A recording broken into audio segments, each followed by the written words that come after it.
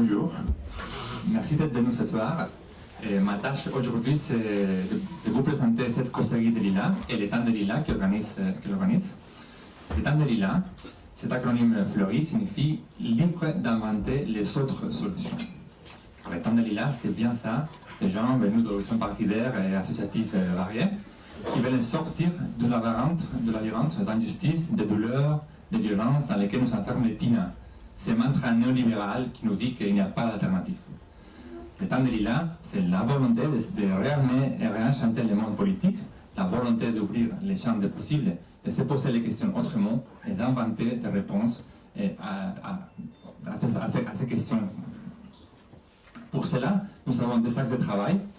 D'un côté, un axe qu'on pourrait dire programmatique, que faire, que proposer, que construire.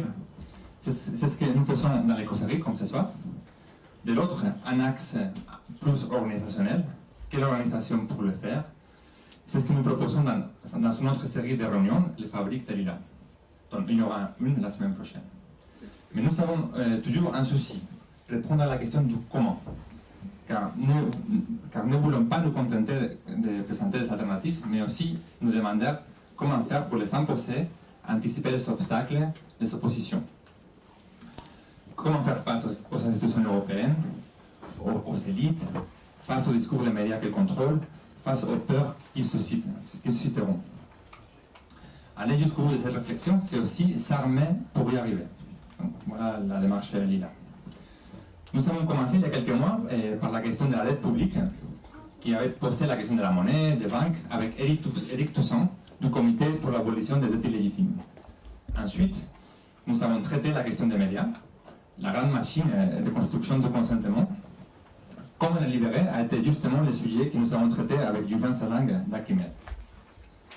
Et j'en profite cette mention à cette causerie passée pour préciser que l'aide captation est sur notre site web, lila.org, et que nous retranscrivons aussi chacune des causeries pour en faciliter la circulation et la réappropriation au plus large. Donc n'hésitez pas à visiter notre site et à vous réapproprier des argumentaires que nous avons préparés sur des questions comme la fiscalité, la dette ou l'immigration.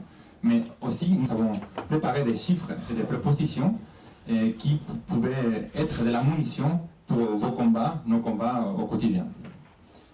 Donc, Lila, c'est aussi vous. Vous pouvez d'ailleurs nous aider à enrichir ce travail de réflexion et participer à nos travaux. Et pour cela, à la fin de la causerie, faites-nous signe, venez nous voir, laissez vos coordonnées et on sera ravis d'être en contact avec vous. En plus, si vous voulez nous soutenir économiquement, n'hésitez pas à faire un don défiscalisé sur notre site web. Voilà, et j'ai fini là la parenthèse un peu technique sur Lila. Il revient au sujet de ce soir. Le sujet que nous avons choisi d'aborder aujourd'hui, c'est l'accueil des migrants.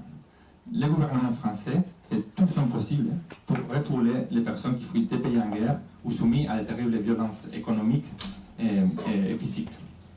La politique du gouvernement en arrive au point de ne pas respecter ni les droits d'asile, ni les droits humains les plus fondamentaux, y compris les droits de l'enfant. Donc face à cette situation, c'est à l'échelon local que des solutions ont commencé à s'inventer. Certaines villes ont mis en place un accueil alternatif des migrants, un accueil humain et solidaire, dans la dignité et en mobilisant les populations locales. L'une de ces villes est Grand-Centre, commune de 22 000 habitants, entre Dunkerque et Calais, dont Damien Carême, de Europe Écologie Les Verts, est le maire depuis 2000 ans. Donc, ce soir, nous vous invitons à un voyage dans le temps, un voyage vers le futur. Imaginons que nous avons réussi ces changements, qu'un gouvernement réellement alternatif est arrivé au pouvoir.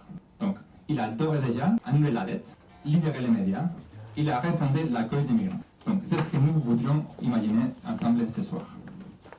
Donc, nous avons aujourd'hui la joie d'avoir Damien Carême avec nous pour nous guider dans ces récits d'anticipation en nous racontant comment mettre en place une politique digne de l'accueil à partir de son expérience à Grand-Centre.